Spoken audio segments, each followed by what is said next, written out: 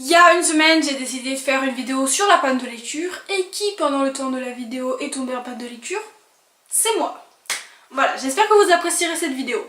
Hey, aujourd'hui, on parle d'un sujet que, en tant que lecteur, nous a tous touché un jour. Personne n'y échappe. On parle de la panne de lecture. Ouais! Souvent, elle arrive à n'importe quel moment.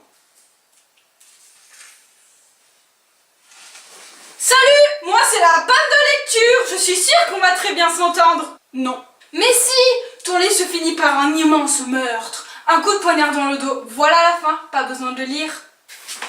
J'en ai marre d'elle. Ça peut durer des jours, des semaines, des mois, on sait pas trop.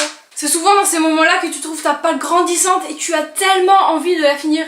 Mais tu sais au fond de toi que tu ne la finiras jamais. C'est ça qui est bien.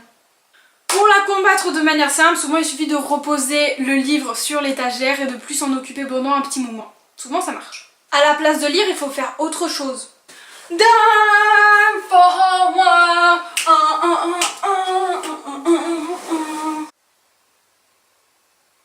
Alors là, j'irai ma caméra parce que c'est absolument plus possible, ce n'est plus possible. Non mais si vous saviez comme j'ai honte, mais j'ai honte! J'ai tellement honte de ce passage. Prenez votre livre fétiche, chouchou, celui avec le petit surnom, vous avez compris quoi. Enfin après c'est reparti dans la lecture. Si on devait résumer la panne de lecture en un seul mot, ce serait la perte totale de motivation. Oui je sais, ça fait plusieurs mots, on se calme.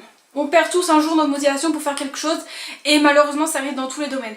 Moi je vois la panne de lecture comme quelque chose de positif. Alors oui c'est rageant, c'est lassant, c'est exaspérant, tous les mots en "en", parce que moi je m'arrête en plein milieu d'un livre, mais le temps que je passe à lire, je peux le faire à autre chose et du coup ça compense parce que je découvre de nouvelles choses. C'est nous qui nous imposons de lire, alors que lire ça devrait être un plaisir, quelque chose qu'on a choisi et pas qu'on subit.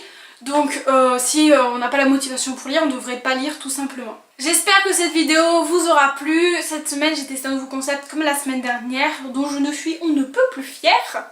Cette vidéo est dans la playlist Lire et Rire. Je pense que si vous avez regardé cette vidéo jusqu'à maintenant, c'est que vous avez compris pourquoi. Et ce sera la seule explication que vous avez. Voilà, à la semaine prochaine.